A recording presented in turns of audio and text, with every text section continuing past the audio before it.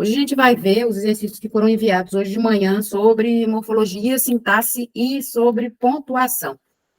Então, para não ficar demorando demais, melhor já começar com os exercícios, que eu não gosto de ficar fazendo hora, né? Tá enrolando. Então, vamos ver. Número 1 da banca Access. No período, faz alguns anos, tive, num sonho, um vislumbre de uma escultura interminável.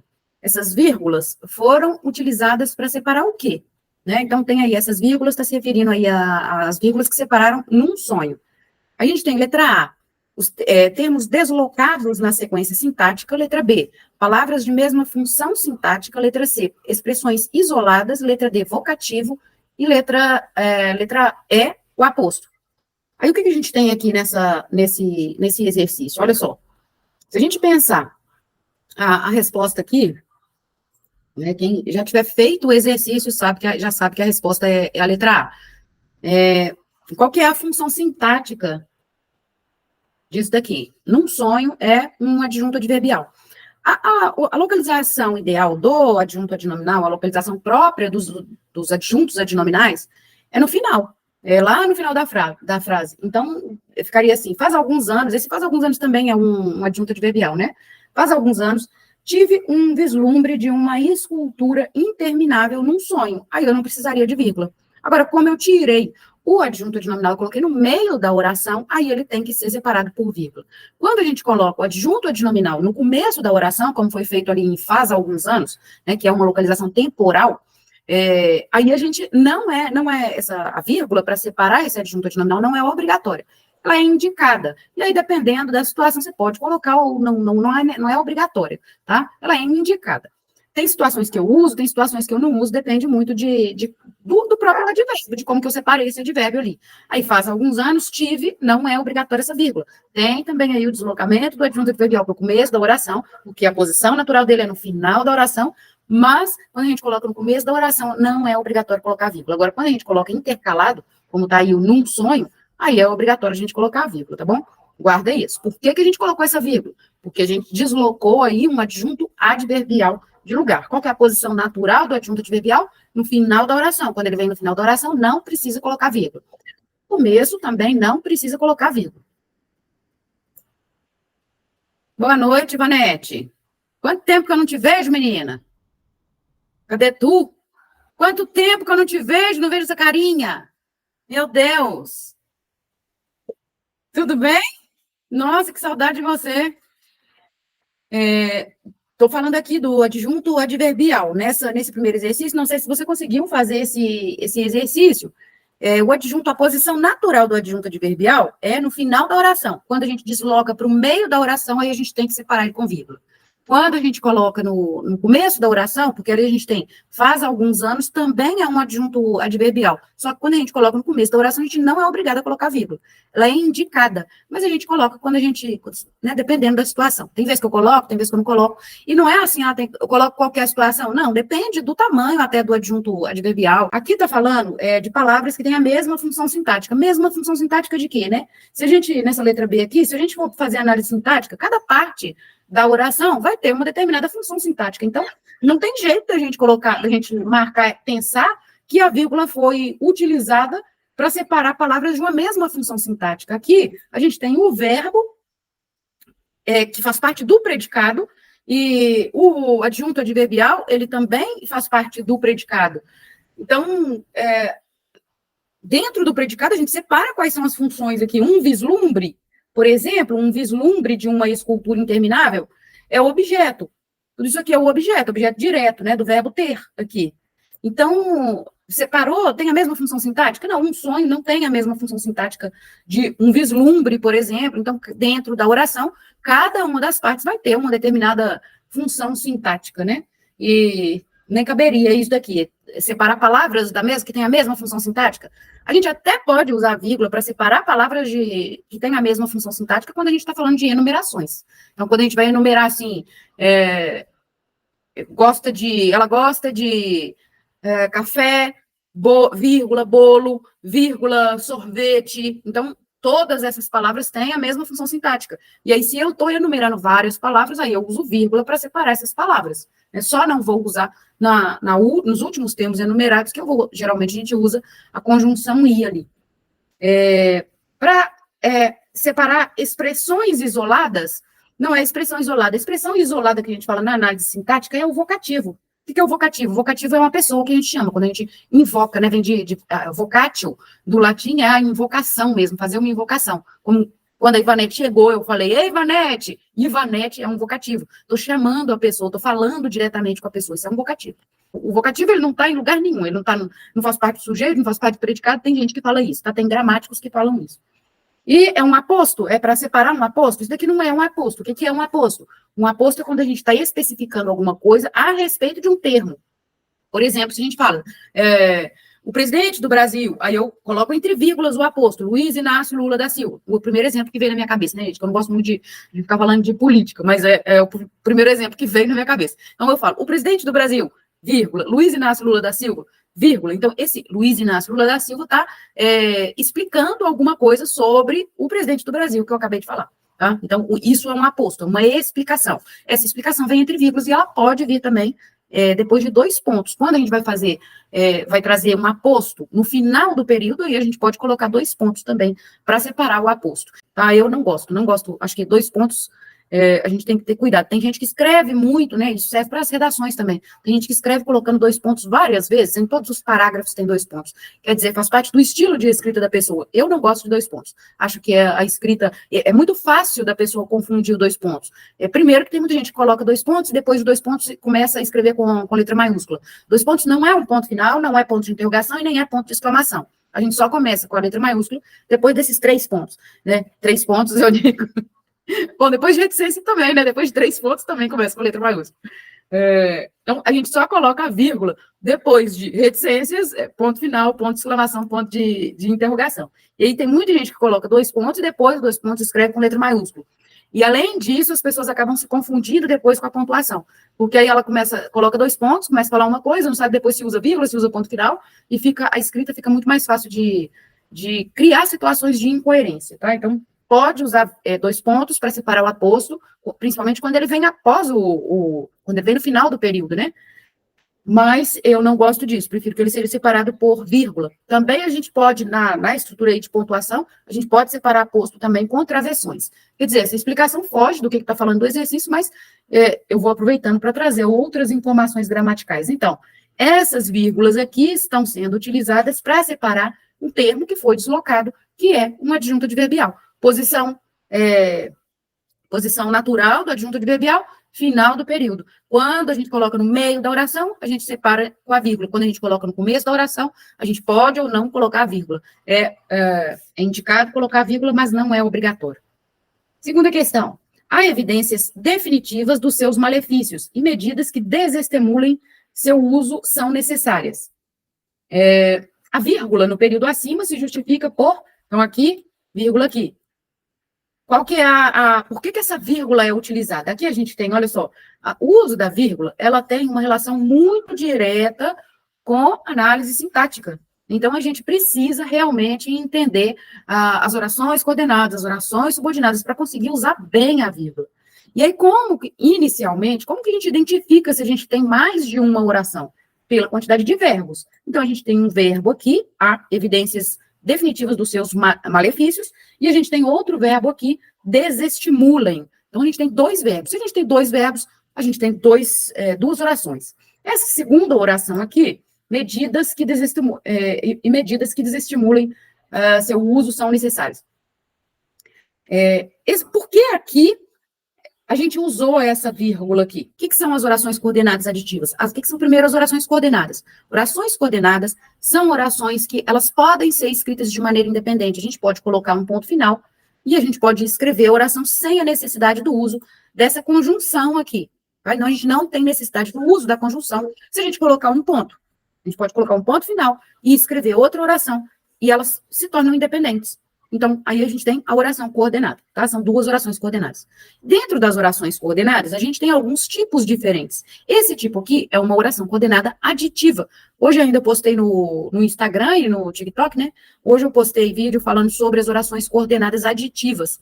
Tem muitas questões que caem em concurso sobre o uso, o valor da conjunção aditiva, né? E também da conjunção adversativa, das orações adversativas, que aí a gente tem as conjunções mas, o porém também, todavia, contudo, entretanto, são conjunções adversativas, e o mas, em algumas situações, ele vai ter valor de adição. E também cai muito nos concursos a conjunção e com valor adversativo e não com valor aditivo. Então, a gente tem que ter em mente que, primeiro, um valor, assim, essencialmente, né, a natureza da conjunção e é uma natureza de adição. Mas tem situações em que ela pode ter a ideia, não de adição, mas de uma oração adversativa, que traz a ideia de oposição. Aqui, nesse caso, a gente tem uma oração adversativa, uma oração aditiva, a gente tem aqui a adição de elementos, né, nessa construção aqui desse período. E aí, qual que é a ideia? Nas orações coordenadas, a gente usa vírgula em todas as coordenadas, e a gente tem uma exceção. A vírgula, ela é indicada, que ela seja usada em todas as orações coordenadas, com uma exceção. Com a exceção das orações aditivas, quando as duas orações têm o mesmo sujeito. Então, se duas orações têm o mesmo, se as duas orações, a primeira é coordenada assindética porque ela não tem nenhum conectivo. A segunda oração vai ser a coordenada sindética. Sindética porque ela tem conectivo. Sindético vem do grego, sindéticos, significa essa conexão mesmo. O sim, na verdade, significa junto, tá? Estar, ali alguma coisa que está junto, que vem junto, que liga junto. Então, a oração coordenada sindética aditiva, ela está ligando uma oração que vai trazer a ideia de adição a uma outra oração, que é a coordenada assindética. Essa conexão aqui, quando a aditiva tem, as duas orações têm o mesmo sujeito, a gente não precisa usar vírgula. A gente não vai usar vírgula, não deve usar vírgula, tá? E quando a oração coordenada, a sindética, aditiva, tem um sujeito diferente, aí a gente tem que colocar vírgula, porque são dois sujeitos diferentes. Um exemplo disso, para ficar mais claro, Mariana saiu cedo de casa. Oração coordenada assindética. Mariana saiu cedo de casa. Aí eu vou acrescentar uma outra oração com o mesmo sujeito. Mariana saiu cedo de casa e chegou antes no trabalho. Chegou no trabalho com antecedência. Melhor assim. Então, Mariana saiu cedo de casa é uma oração. Chegou cedo no trabalho é outra oração. E aí eu juntei essas duas orações e coloquei o i ali, que eu estou adicionando uma ideia. Então, eu tenho uma oração coordenada aditiva. Nas duas orações, quem é sujeito? Quem que realiza a ação? É Mariana. Então, como é o mesmo sujeito, não vou colocar vírgula para separar as duas orações. Agora, eu vou dar um exemplo de quando que a gente vai usar a vírgula nas orações coordenadas aditivas, para separar as coordenadas aditivas. Mariana saiu cedo de casa, vírgula, e sua gerente a estava esperando. Então, aí, eu tenho a gerente, que estava realizando a ação da segunda oração, que é outro sujeito. Na primeira oração, o sujeito é Mariana. Na segunda oração, o sujeito é a gerente. E aí, nesse caso, eu tenho que colocar vírgula separando essas orações, porque são dois sujeitos diferentes. Tranquilo? Aqui, o que acontece é exatamente isso. A gente tem aqui duas orações coordenadas. Essa segunda coordenada é uma coordenada aditiva, e a gente tem sujeitos diferentes aqui nessa oração. Porque aqui, quem que está desestimulando alguma coisa? São as medidas. E aqui, a gente tem uma oração sem sujeito por causa do verbo haver. Então, a primeira oração, a oração principal no caso das subordinadas, né? A oração coordenada assindética, ela é classificada como uma oração sem sujeito, por causa do verbo haver. Verbo haver, com sentido de existir, a gente tem oração sem sujeito. E aí, no segundo caso, quem é sujeito da oração é medidas. E aí, está perguntando, né? A vírgula aqui foi utilizada, ela é justificada, por quê?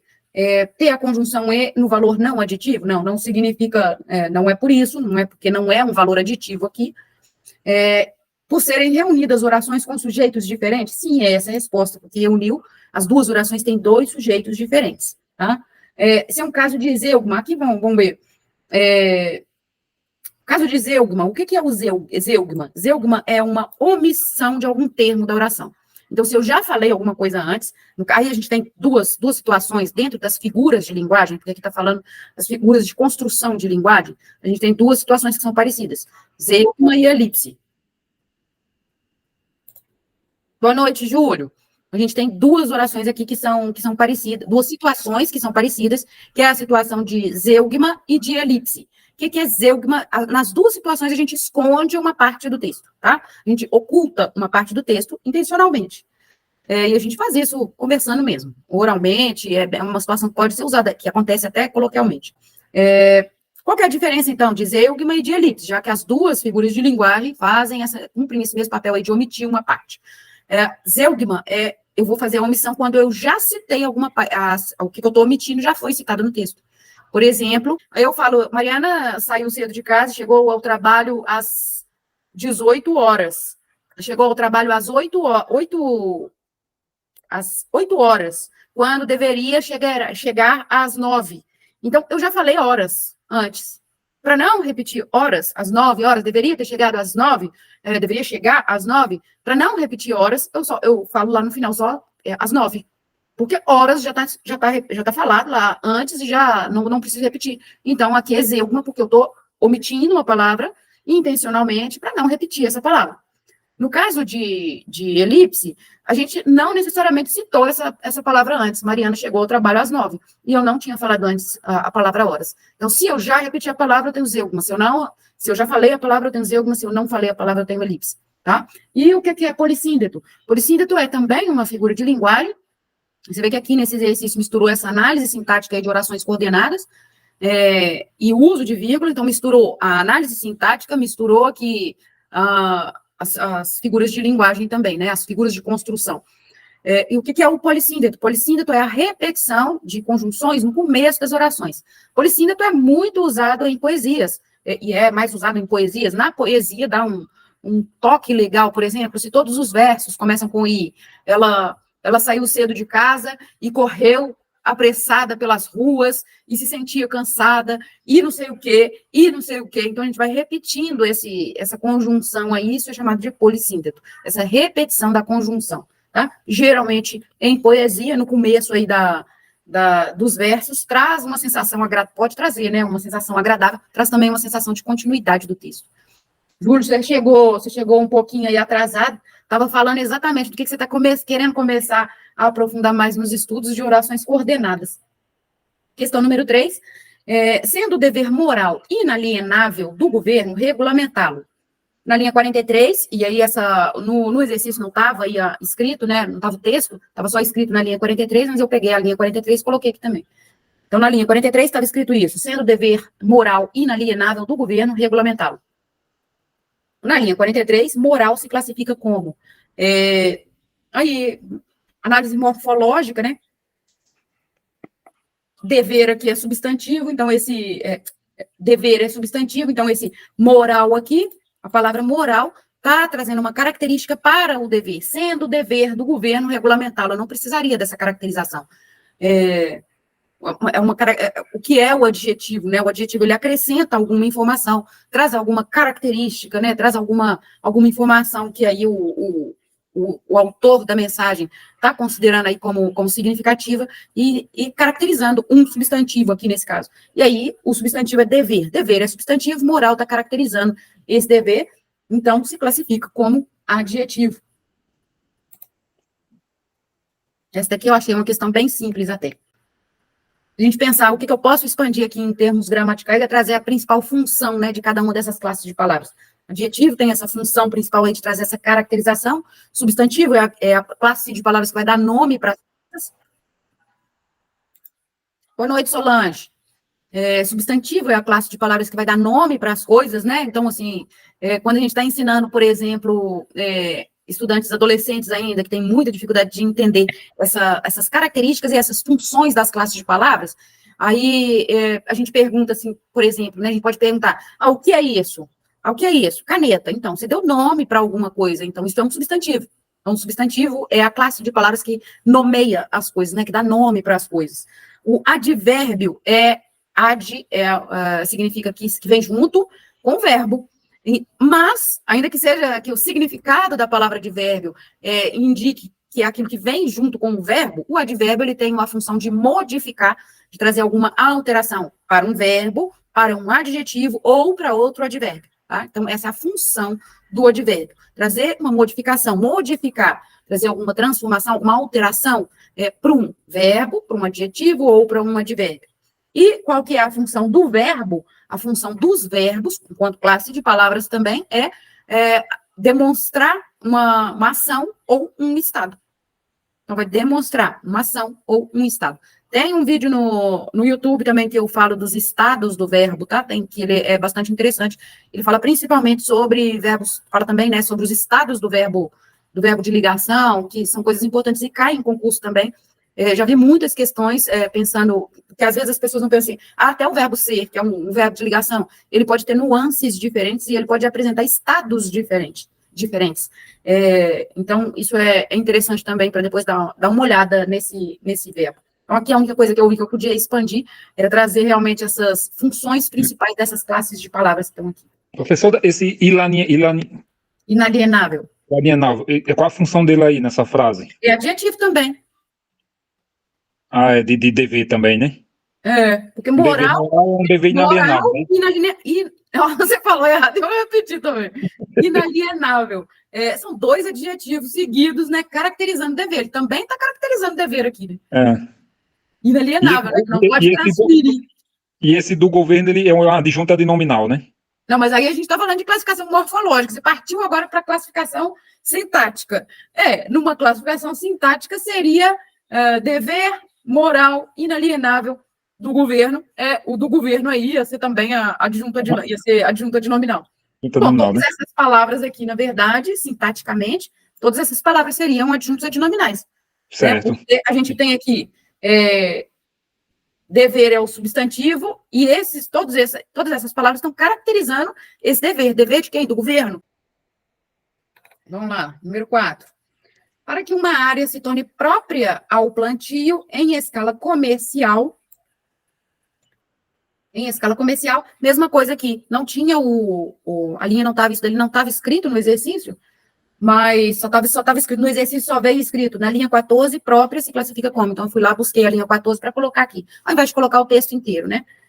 E que aí dá para ver também que por essa prova, nem tinha necessidade mesmo de ter lido todo o texto, de pegar o texto e ler, né? Mesma coisa que eu falei ontem, não tinha necessidade, nessa prova não tinha necessidade de pegar o texto e ler. Todas as questões faziam isso, na linha tal, e foi se referindo às linhas, mas as questões eram gramaticais.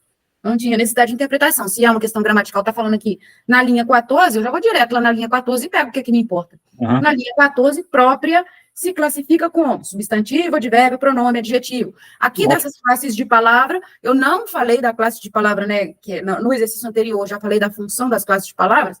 Aqui o pronome não estava lá, né? Pronome, ele estabelece uma relação direta com o nome, e a função principal de um pronome é substituir um nome. Então, a gente tem tipos diferentes de pronomes, né? Então, a gente tem aí pronomes pessoais do caso reto, por exemplo. Eu, tu, ele, nós, vós, eles. São os pronomes pessoais do caso reto. Qual que é a função do pronome? A função do pronome é substituir um nome. Então, se eu falei, usando o exemplo ainda da Mariana, se eu falei, Mariana saiu de casa cedo, se eu coloco um ponto final nessa oração e vou falar, chegou cedo ao trabalho, chegou ao trabalho antes do horário, se eu escrever só, chegou cedo ao trabalho, posso escrever só, chegou cedo ao trabalho, porque a conjugação verbal do português permite essa omissão aí do sujeito, né? Mas se eu quiser, para eu não escrever Mariana chegou cedo ao trabalho novamente, o que eu faço? Eu posso substituir Mariana por ela, que é o pronome relacionado aí, né? Terceira pessoa do singular. Então, a função principal do pronome é substituir alguma palavra, tá? Substituir um nome. Essa é a função. Aí a gente tem, por exemplo, aqui no exercício, a gente tem esse lo aqui, o, né? Esse o aqui, que é um pronome também que está substituindo algum termo anterior. Dever moral inalienável do governo regulamentá-lo. Eu não sei aqui qual termo está sendo substituído, porque esse termo provavelmente estava numa linha anterior, né? Mas estava numa linha anterior, mas esse o aqui, pronome, está substituindo alguma coisa que já foi falada antes na oração. Então, essa função aí do pronome. Então, o própria. E aí eu já falei disso do pronome, porque a palavra própria, aqui ele é classificado como um adjetivo, né? Quem fez o exercício já sabe que essa que essa foi a resposta, né? Por isso que eu mando o adjetivo antes. É um predicativo do sujeito, né, professor? Sintaticamente.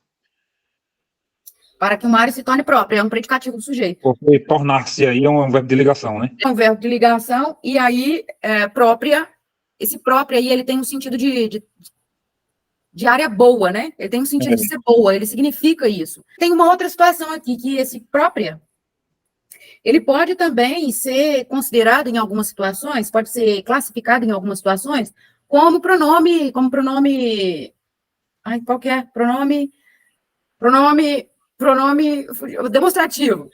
Ele pode ser considerado um pronome demonstrativo quando a gente fala, por exemplo, assim, o próprio autor explicou o motivo de ter escolhido aquele personagem, por exemplo. Ou a própria Mariana sabia que ia chegar cedo ao trabalho. Então, quando a gente fala esse própria, reafirmando o nome da pessoa, aí ele pode ser considerado, ele vai ser considerado aí como um pronome demonstrativo. Tem algumas divergências aí entre os gramáticos com relação a isso, tá? Eu concordo com essa classificação aí de pronome demonstrativo, encorajo essas diferentes opiniões aí, porque tem alguns que ainda falam que mesmo assim ele é considerado como adjetivo. Eu concordo que seja um pronome demonstrativo, porque, inclusive, quando a gente fala de pronome demonstrativo, quando o pronome demonstrativo é utilizado assim antes da palavra, né? Ele tem uma função aí na escrita, que é uma função muito peculiar, de quebrar a repetição do termo, né, a sensação de repetição de um termo. Então, se eu já falei Mariana várias vezes, eu quero falar Mariana de novo, então eu coloco a própria Mariana, ao invés de repetir, vou repetir Mariana, só que ao invés de trazer a ideia de repetição, eu estou trazendo uma ideia de ênfase, ao invés de, eu altero o valor aí, né, de repetição, eu altero mostrando mais uma ideia de ênfase. Então, é uma palavra que é usada da mesma forma que a gente usa outros pronomes demonstrativos, como esse, este, por exemplo. Quando a gente está escrevendo um texto, e aí a gente repetiu a mesma palavra, situação. É uma situação que acontece isso, estou explicando lá um monte, estou falando da área aqui, vamos pegar o exemplo desse exercício mesmo. Para que uma área se torne própria para plantio em escala comercial. Aí, se eu vou repetir, se eu tenho que repetir a palavra área aqui, logo depois disso aqui, se eu tenho que repetir essa palavra, fica estranho se eu não colocar o pronome demonstrativo antes dela, porque vai ficar muito evidente essa repetição. Agora, se eu coloco um pronome demonstrativo antes, né, por exemplo, essa área, se eu falo essa área foi demarcada, não sei o quê. Se eu coloco esse pronome demonstrativo antes, eu trago uma ideia de ênfase e elimino a ideia, a sensação da repetição. Então, a palavra própria, quando é usada desse jeito, ela também elimina essa sensação de repetição. E aí eu concordo que ela seja mais adequada uma classificação como pronome demonstrativo também, porque o pronome demonstrativo é usado nesse contexto, né, de ênfase, e aí ele é usado nesse contexto de ênfase também. Enfim, são discussões aí gramaticais que a gente vê muitos conflitos, tá? Tem muitos conflitos da gramática. Gramática não é uma coisa absoluta, a gente não tem informações absolutas na gramática, e existem várias gramáticas diferentes, e os gramáticos trazem percepções diferentes daquilo que eles acreditam. Tem muitos pontos de conflito na gramática. Então, aqui se classifica como adjetivo, né? Tá bem tranquilo isso daqui. Essa questão também achei bem tranquilo. Tirando o fato de que poderia ter sido aí uma situação de ser considerado como pronome, mas não era o caso, porque aqui a única coisa que poderia... Porque já dá para entender que tem essa ideia de ser a área boa, né? Então, a área própria para o plantio, a área boa para o plantio. Então, só na hora que você lê, você já vê que tem aí um valor semântico mesmo de adjetivo, né? De caracterização da área. E número 5, para mensurar isso, mesma situação, estava falando lá só na linha 19, eu peguei a linha 19, coloquei aqui. Para mensurar isso, é importante saber que o Brasil é responsável por alguma coisa que não importa para a gente, só aquilo dali já é suficiente para... Porque geralmente eu olho se é só pegar aquele pedaço, vai ser suficiente para resolver a questão. Para mensurar isso, é importante saber que o Brasil é responsável por alguma coisa. Na linha 19, isso se classifica como... Isso é o quê? Isso, essencialmente, toda vez que eu vou falar a palavra essencialmente, eu esqueço a palavra essencialmente, que relacionada aí com a essência da classificação da palavra, né? E toda vez que eu vou falar, eu esqueço, aí eu fico, custo para lembrar a palavra essencialmente, a essência da palavra. A essência da classificação, né?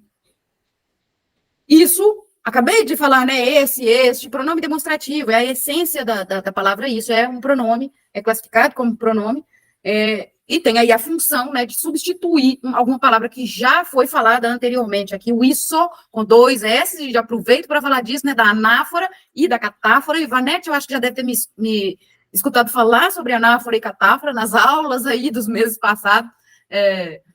Então, a gente tem aí anáfora e catáfora. Quando a gente usa isso com 2 S, quando é uma anáfora. Anáfora é alguma coisa que eu já falei anteriormente. E a catáfora é para falar, o pronome vai substituir, vai apontar, né, vai indicar alguma coisa que eu ainda vou falar no texto.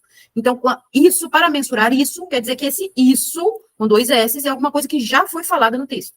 E se fosse isto, aí a informação a que esse isto está se referindo vem depois no texto, tá? Já falei aí também, já recordei aí a questão da anáfora e catáfora, que é em muitos concursos também. E às vezes as pessoas leem lá anáfora e catáfora, não tem nem noção do que é isso, tá? E essa relação aí de anáfora e catáfora é utilizada justamente usando esses pronomes, os pronomes demonstrativos. E isso, esse e essa, tá? Principalmente usando os pronomes este, esta, isto, usando esses pronomes demonstrativos. Tá? Não é adjetivo, não pode ser. Então, aqui, isso fundamentalmente, essencialmente, é um pronome para mensurar o quê? Mensurar isso, esse isso aí está se referindo a alguma coisa que já foi falada no texto, está cumprindo a função de um pronome, que é a substituição de alguma coisa que já foi falada, alguma coisa que já foi apresentada, né? Função do pronome, substituir. Então, isso aí está substituindo alguma coisa que já foi falada antes. E qual que é a função sintática desse isso aí? Júlio, você que está gostando da análise sintática. Para mensurar isso, qual é a função sintática? Só do isso? Só do isso. Isso é um objeto direto. Exatamente, muito bem. Estou querendo saber se você está dominando já a análise do período simples. Tá muito bom, você está de parabéns. Aqui, olha, que interessante. Então, vamos abusar um pouquinho da análise sintática nesse exercício aqui, ó. É importante saber que o Brasil é responsável por alguma coisa. O que a gente tem aqui? É importante saber que o Brasil é responsável. Professor, eu sei que o Brasil é responsável. Isso é uma oração subordinada a substantivo objetiva direta. Objetiva direta? Saber. Não? É importante saber Que o Brasil é responsável. Mas qual Não, que é oração o verbo? subordinada. Qual que é o verbo da primeira oração? A gente tem uma oração principal aqui. Tem, saber. Não, uma oração principal aqui. Qual que é a oração principal aqui nesse período? A oração principal é importante. Sim, é importante. E aí? Isso daqui é a segunda oração. Uma oração, aqui a gente tem esse saber que, esse saber, né, uma oração, aqui a gente tem uma oração reduzida de infinitivo, começando pelo saber. É importante saber. Então, aqui a gente tem uma primeira oração, oração principal. Esse saber é uma oração. Uma oração subordinada, reduzida, uma oração subordinada, substantiva, subjetiva, reduzida de infinitivo. Só o saber, né? Só o saber. Agora, saber o quê? Aí você respondeu essa outra parte, você respondeu certo, tá? Respondendo aí completando o verbo, que é objetiva direta, oração subordinada, substantiva,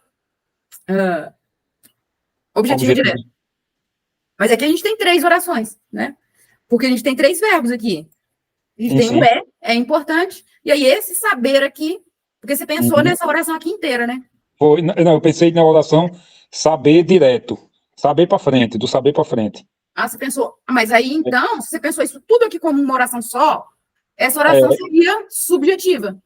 Mas aí no caso teria 2 verbos, no caso tá certo, tem 3 orações, né, professora? Porque tem um saber e tem o né, o verbo ser, né?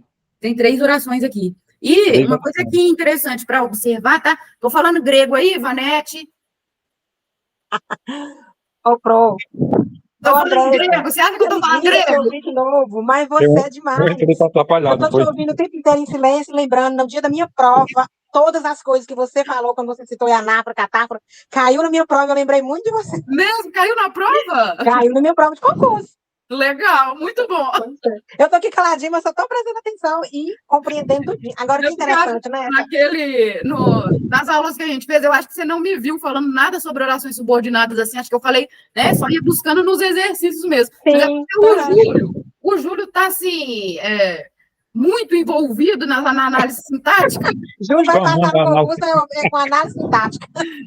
O Júlio vai deslanchar. Com sua ajuda, né? Eu estou gostando aí da curiosidade dele também. A curiosidade dele ajuda a gente. Com a bênção de Deus e com sua ajuda aí, professora, a gente vai dar certo. Vai dar certo. Você vai ter muito tempo ainda para estudar, vai estar preparadíssimo para a prova. Aqui, olha só, Júlio, só uma coisa aqui para a gente já terminar. Essa estrutura aqui, tá? É importante. Esse tipo de estrutura, ele sempre vai introduzir depois uma oração subordinada subjetiva, uma substantiva subjetiva, tá? Uhum.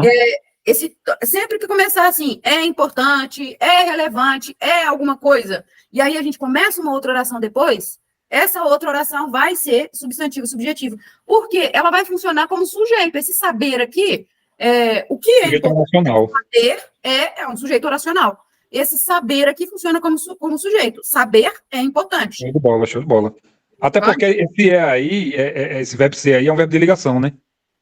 O importante é um predicativo, né? O importante é um predicativo, a gente precisa. Já que ele é um predicativo, ele tem que ter um sujeito. E o sujeito é saber. Perfeito, viu? Perfeito sua aula aí, perfeito mesmo.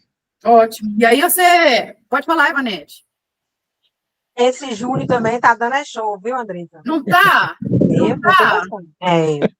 Dedicadíssimo. Dedicadíssimo com o português que ele tá. Isso mesmo. Ai, meu Deus do céu. Então tá bom, gente. Então hoje a gente fica por aqui, né? Já fomos. Ô, Júlio, depois você assiste, na hora que eu enviar amanhã a aula, você assiste, para você ver o que eu falei antes lá das orações coordenadas. Tá? Tranquilo. Eu já tinha falado antes das orações coordenadas. E aí você vê depois, tá? Tá bom. Boa noite para vocês. Deus abençoe todos vocês. Boa noite para todos. Você deve estar trabalhando. Bom trabalho aí para você. A gente se fala, professora.